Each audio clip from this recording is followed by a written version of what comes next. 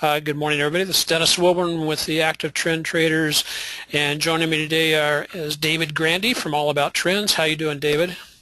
I'm doing very good.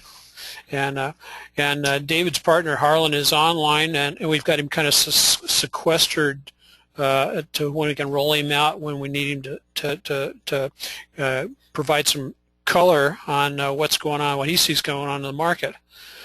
David, it was great getting to present with you last Tuesday night at Englanders Pub. Yes, it was, and thank you. A lot of our subscribers were there, and thank you for coming out. And thanks to Bobby, who's the organizer of that group too, for allowing us to speak. We thoroughly enjoyed it. Just another opportunity to go out and talk stocks with good people. So That's right. we're always down for that. And yeah, you were mentioning that we were competing a little bit against the Giants, but hey, you can always record the Giants and watch them later. You know what I'm saying? I do know what you're saying, but that might be a hard sell to some hardcore Giants fans. Without a doubt.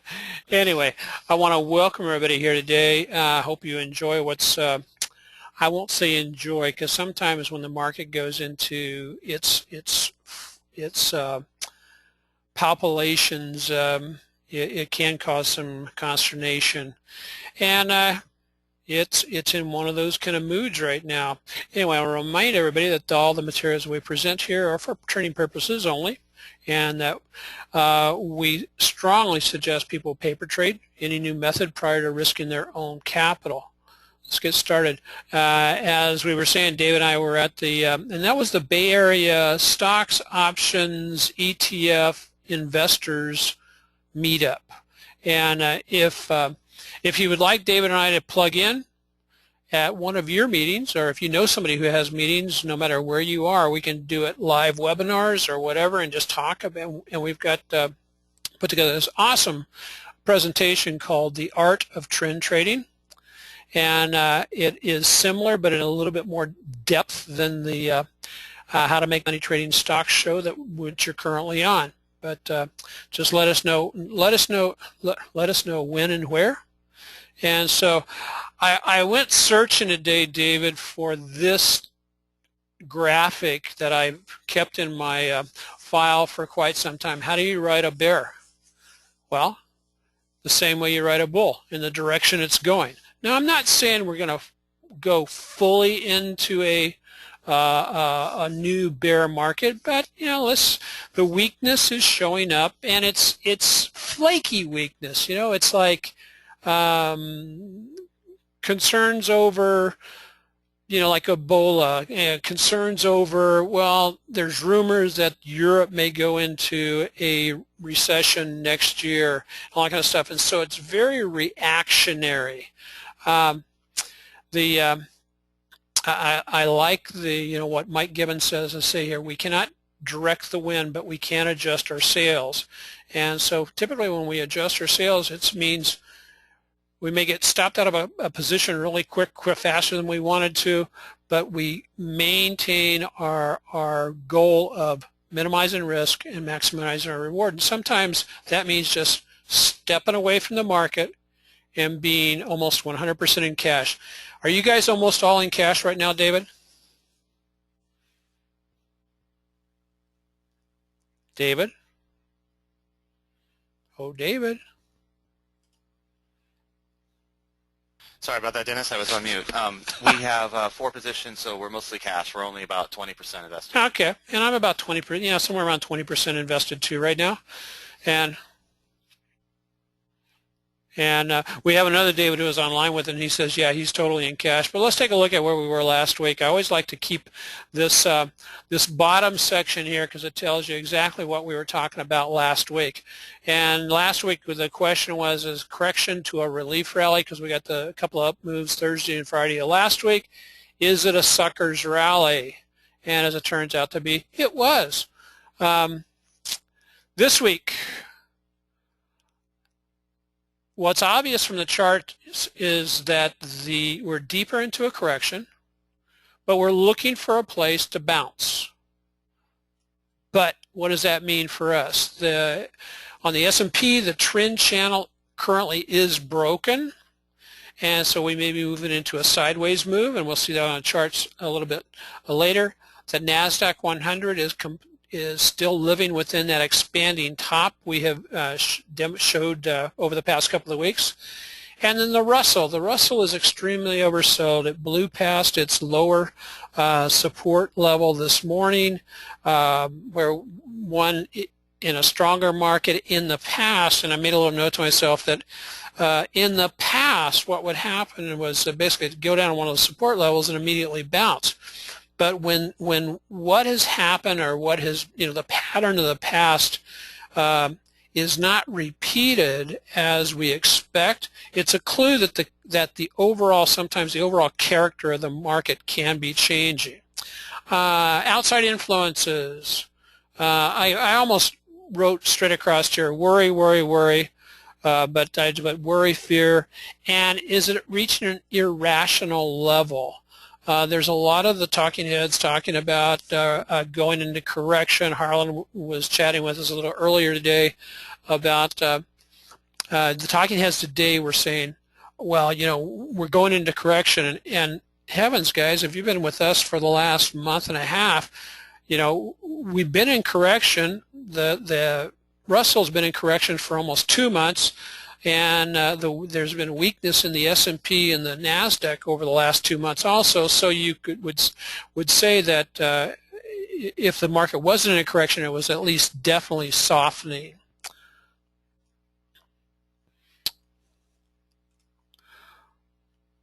One of the this is my index that shows basically the percentage of stocks in the NYSE above their 20-day moving average. And every time it typically gets down here underneath the 25% level, it would bounce and put on a very nice tradable rally. This last little, and when I checked into this morning, this was down here about 16 or so. Look what's happened over the last almost 2 weeks now. It's been living down in this area. Below 25%, which is showing us that right now the buyers and the institutional buyers aren't really interested in buying, and I'll put the caveat on that, yet. This can go lower. Back in the correction of 2008, it did get down to less than 3% of the NYSE stocks above their 20-day moving average. It did a little bit of a bounce there, then actually went lower before it bounced and went into a real nice tradable rally towards the end of 2008. So what we're looking for is, I don't use this necessarily as a trigger, but I start looking for bottoming formations and bottoming candlestick patterns when this happens.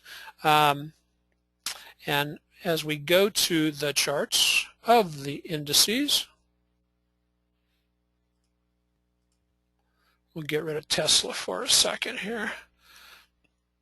Let's go to the S&P.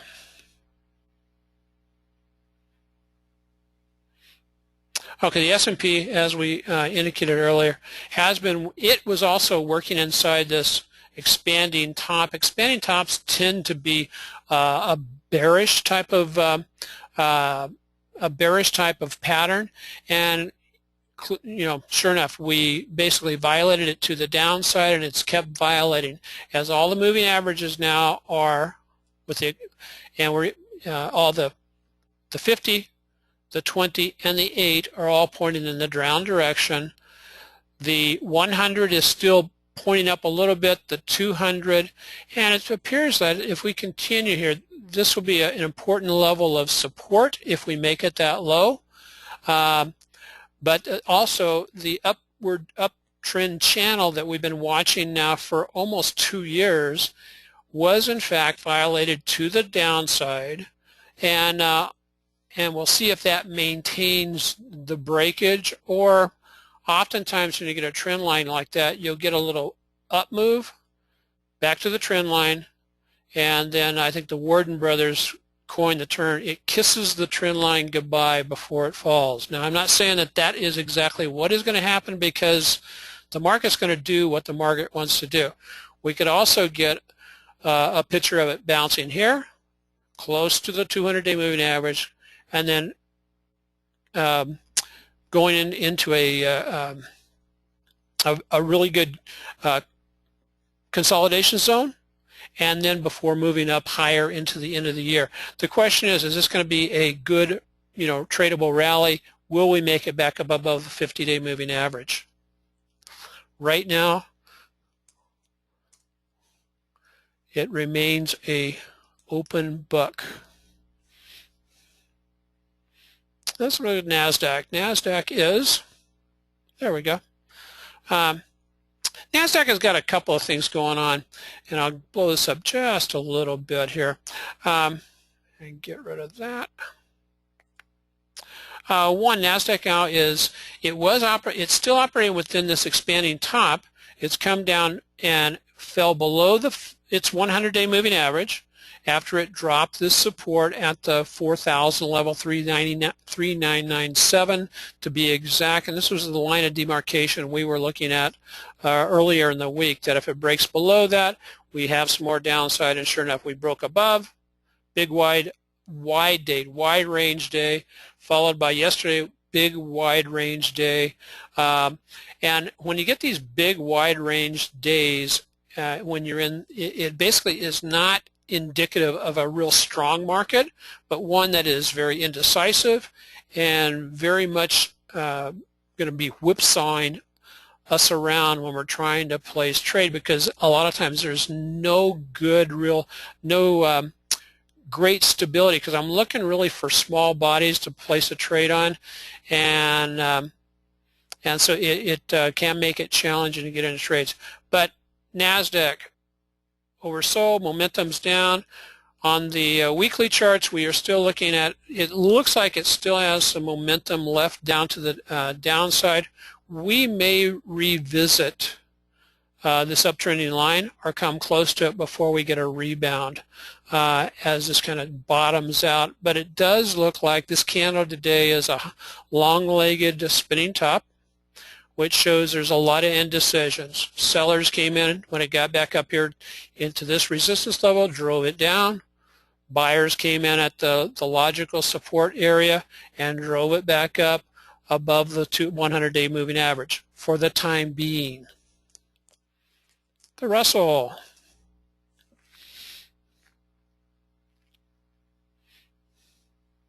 The Russell is the index that I love to hate right now. No, we just got out of position this morning. We were whipsawed out of it. But what's Russell done? You've got this trend line here. We have made a lower low, but we're still working within, and what has happened is the support zone has moved down, and it's still in effect. And one of the things we could be looking at is looking for a potential shakeout as this seeks a bottom. And I think that on a longer term basis, looking at our indicators over here on the weekly chart, that Russell seems like it is getting closer to where you would anticipate and expect a reversal, but we don't have the indicators, or don't have the price action indicators in place yet for that reversal. We thought we had one yesterday as it was doing a little bounce off the midsection of this large candle, which is oftentimes a strong level of support, but as you can see, it blew past that, and then today fell down lower and now has popped up just slightly. And so we're looking basically on the Russell for it to prove that this is a lower low that it's going to hold. And so that may be some retesting down here at the 1059, 1060 level, or even all the way down to the 1055 level, and see if it'll start bouncing up and doing a very constructive consolidation pattern down here. But right now we're working off lower lows, lower highs, definition of a a definition of a downtrend. It's been going on for quite a while. We currently off of this high here, its low today was down 10%, almost 11%. And if we go to the high for the year, which is approximately over here, it had actually fallen for the year about 13%. So clearly in correction on the Russell, but very, very extremely oversold. It can get more oversold, but right now it is oversold and looking for a place to turn around because it's already found the place to fall apart. So, David, that's what I've got right now. Excellent. Thanks a lot, Dennis. And I'm going to bop over to you. Folks, if you have any questions, go ahead and type them in. We will review a couple of stocks at the end here. And I'm switching over to David. David, you got the screen. Thank you, Dennis, and I think you did a really nice job of, looking for order in the chaos, and that's exactly where we find ourselves because it has definitely been a chaotic market, roller coaster. This is kind of what the market's been like the last couple of weeks. Up, down, all around we go, and the net result is it leaves you feeling like this. And but there is order in the chaos, and that's what I'm going to go through here too. As you see with the NASDAQ, thus far we came down, we touched the 200-day, and we're getting a lift off of that. So there's some order there, and then as far as the S&P goes, we've got multiple Fibonacci levels here. We also have the 200-day not too far down and lateral support at this blue line. So we're definitely what we call in the zone here where there's definitely support levels. It's really hard to go out and justify going hog wild on the short side, even though that's very tempting right now. There's just, when we look at charts of leading stocks, we see a lot of stuff on the long side that we can go out and do now. I don't see a whole lot of structure on the short side, and in order for that to happen, we really need to see a meaningful bounce here that lasts more than a day or so and takes us back up to a resistance level like the 50-day moving average, and that will set up a lot of short sell setups. So really the best thing right now is just to sit tight and let the market do that, and if it does that, we'll see what the patterns of the stocks look like at that point.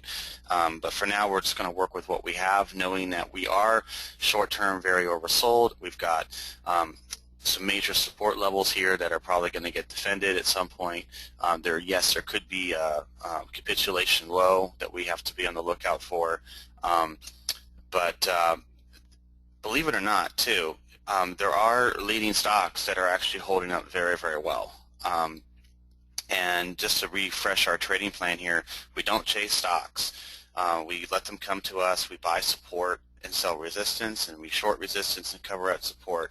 And we're just trading what we see, not what we think here or fear, particularly right now where everyone's talking about what you were talking about, Dennis, with the potential recession in Europe and, diseases and all kinds of stuff. For us, it's always about the charts. And even when the indexes are down, leading stocks still, we're seeing a lot of leading stocks hold up pretty well. And that's how we get our gauge with the market. It's all about stocks. It's the market of stocks. So we talk about this every webinar, the 3 things you need to know: uptrend patterns and how to trade them, downtrend patterns and how to trade them, and change in trend patterns. But we also talk a lot in webinars about why we don't go out and buy breakouts. However, there are some times where buying a breakout could be a good thing. A traditional breakout, a stock that's formed like a flat base, that stock that's in an uptrend above the 50-day moving average, just traded sideways into the 50-day and is about to break out. There are times where that could be advantageous, particularly right now when the market is so oversold. It's a much better time to buy a traditional breakout than after the market's been making new highs consistently for month after month after month and is nowhere near any meaningful support.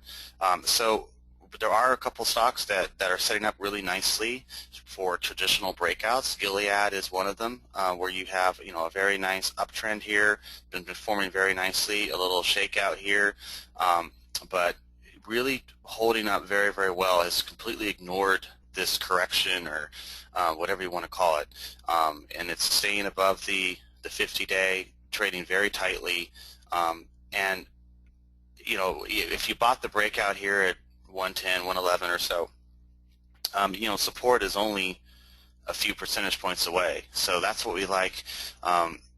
If we're going to buy a breakout, we want to make sure we do it when support is close by, and that's what we have here. And the fact that it's held up so well shows excellent relative strength, and definitely the type of stock we look for. Celgene's another example, same thing, nice uptrend here, trading fairly well, a little short-term oversold. The breakout point is only a few percentage points away from the 50-day moving average, as well as a couple lateral support areas here. So there are times where buying breakouts makes a lot of sense, and we actually have these two featured in our newsletter, and they're tops on our list right now. The other thing we talk about in every single webinar is trade size risk management, and why we don't go out and put 20% or more of our portfolio in any one position. We're a little more conservative. We only put 5 to 7% of our position, or our portfolio, in any one position. We rarely are more than 50% invested, and the reason we do that is because if you have a bad day, or you have a situation where there's a news-driven event on a stock you own and you have no control over that, and the stock's down 10%, the overall impact to your portfolio is only 0.5%. And that is the case with a stock that we featured, Avago, which fell pretty strongly today on a news-driven event.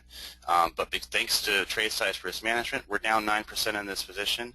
But the overall impact to our portfolio is less than 0.5%. And so while it's not fun sitting here with this, it does allow us to remain emotionally centered and not feed into the sky is falling, I better sell right now. It allows us to give the stock a little bit of time to work its way back up here and get out at a much higher price and a much smaller loss because of the trade side. Now, if we had a big position in this stock, then yeah, it would be a really bad day, and it would be very emotional. It would be very easy to sell into this fear, and that's the last thing we want to do, is go out and sell into a major fear on either individual stock or the indexes. So so we're just sitting tight with what we have, and knowing that the indexes are at some support levels here, and the odds favor us moving higher in the short term versus lower. We may see a little bit more to the downside just to do one more shakeout here, but we're pretty close. And so odds favor that we're going to come out of this just fine, and we're going to have some really good setups on the long side, and then we'll see where the rally takes us and what that does for leading stocks, and if that sets up some good short sells. But that's the game plan right now. So like I said, we're just working what we have. It's a market of stocks. We're just continuing to look at the charts of leading stocks and do what they tell us to do. It's always going to be about the charts of stocks and not so much about the indexes. If you'd like to see how we're trading this roller coaster, you can sign up for a 15-day free trial. Just all you need to do is go to our website and tell us what email address you'd like the newsletter sent to you. You'll get all the newsletters, all the trade alerts, everything for free for 15 days. And there's no credit card or anything required. Just tell us where you want it sent, and we'll be glad to send it over to you. And that's all I have, Dennis. David, thank you. There was a question that came through on APCO. Do you know what the news-driven event was? Does it apply to all chip manufacturing stocks? That's the question. There was another stock in the industry that came out with some bad news, and it's taking down the whole sector with it. Ah, okay. So it's a what do you call it? It's a sympathy trading. There we go. Type thing. Yes. Yeah, cool. Yeah. And so nothing Avago did. It was their industry peer, microchip. Yeah, one of the things that is really, really critical is you look at, whatever your watch list looks like. We do, I develop a private watch list that's pulling a lot of the strong stocks off the IBD 50 that I either have weekly options and or no weekly options, or a little bit some of the lower priced stocks. But one of the things we look that I look out personally is that how many are trading, not how many, but which ones are trading above the 50, which ones are trading below the 50. The ones trading above the 50 when the market's doing what it's doing today is showing abnormal strength. And so typically those are the ones we would want to go long in if the market starts to bounce. Remember that when the market is going down, somewhere between 65 and 70% of the stocks the stocks that are out there are going to travel in unison with the market, whichever way it goes. And so let's wrap this up and we'll go into our stock review. Yeah, so just let me wrap things up here. The active trend trading system is basically for any market condition, we show and teach people our members how to know what to trade, and typically it's high quality IBD growth stocks and or let me show my screen. Okay, active trend trading system for any market condition, up, down, sideways, and we have teaching webinars on Wednesday nights, and we show folks what to trade, and we typically we do top quality IBD growth stocks and or the leveraged index ETFs to the long side. We show when to enter, when to exit, what strategy to use, and what to expect. Here's how we've done. We've taken a little bit of hit in the first part of October, but this basically, we divide our trades into an income generating trade and a growth, capital growth portion of the trade. And here's how we've done. June was a great, well, they've all been good months. And the thing about it is this loss that we took today on both TNA and a couple other trades that we've had just the first part of this month, we've still mitigated, and we're down like it's 0.5%. It's a 0.5%, David. Part of that has been due to mitigating it with, we're not heavily invested in the market. And here's what our accounts that we track have done so far this year. And our target for the active trend trading system is a yearly goal, 60% winning trades, and a yearly return of 40% or greater. I'll just leave this up for a moment. You can check it out when this is posted up on the YouTube channel to let you know what is included within the premium and the basic subscription. We also have, as part of this, if you choose, you can also get notification on option trades and specialty TNA trades. And so, David, that's all I have on that side today. I'm ready to start looking at some stocks. Hold on a second. I haven't forgotten you, Harlan. Harlan, Hi, I'm here. I know you're going to want to do the stock reviews, but anything just insight on what's going on with the market and that kind of stuff before we sign off? Well, I guess I got a couple of things.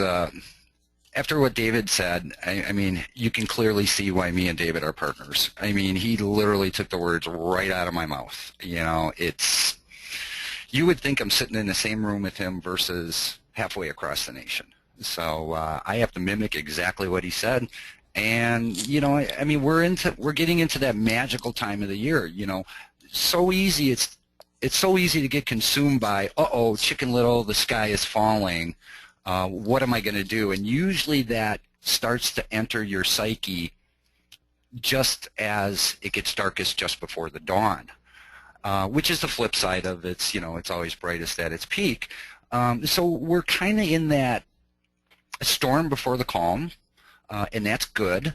And that leads to, typically, historically, this is that time of the year where the markets tend to bottom out.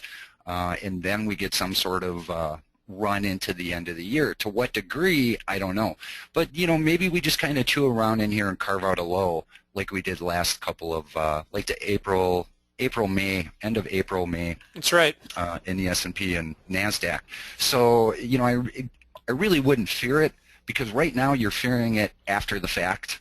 after a lot of stocks have fallen off of the cliff. So you're better served to start to think forward on where can we go from here. And David laid it out. Celgene, GLD, we have a slew of other stocks that have been in corrections for 2-3 months already that look as though that they are putting in bottom of cup formations, and that's one of our favorite trades. When they start coming up the right side of a cup, that's when we want to jump all over them. So we're already thinking forward about this. We trade what we see. We see a lot of good stuff developing, and we're just not seeing any reason to get highly emotional about this. And that's the beauty of always having a strong cash position and very small positions. It helps to allow you to not start screaming on the roller coaster when it's not the roller coaster of love for you. Exactly. And I like that graphic that David had earlier about what happens when he gets off the, I don't know if that was David. I don't know if that was a caricature of David getting off the roller coaster or not. Was it David? It wasn't me. It would have been if I was on that one, yes. Okay. Anyway. Well, that brings up an interesting point, Dennis. I'll try and find it for next week. But I can remember reading a book, and two guys were staring at the ticker tape, and they were saying, geez, if I haven't lost all my money, this is definitely the time to buy. Yeah, I got it. In the face of fear, when nobody wants it, this is the only industry, when things are on sale, this is the only industry in the world I know that people avoid it like the plague. But, if Target throws a 50% off sale, everybody's there. Yeah. So, I don't get it. So it's all about perspective and where you fall into that and managing our emotions. Well, thanks, Harlan. And David, thanks a lot. And we'll end the recording portion. I just want to remind everybody, have a great weekend. Next week I will be with everybody, or with David and Harlan, but I'll be 2,500 miles away to the west. And hopefully I have the pleasure of presenting to the Honolulu IBD meetup group next week, and so I'm excited about that, and reinitiating my, we lived for almost 13 years in the islands, and it is still home to us, and so I'll remind you, keep growing the egg, trade wisely, trade profitably, and if you need to contact either David or myself, here's our personal information right here. So thanks everybody for joining. Hang on, we'll be reviewing stocks shortly.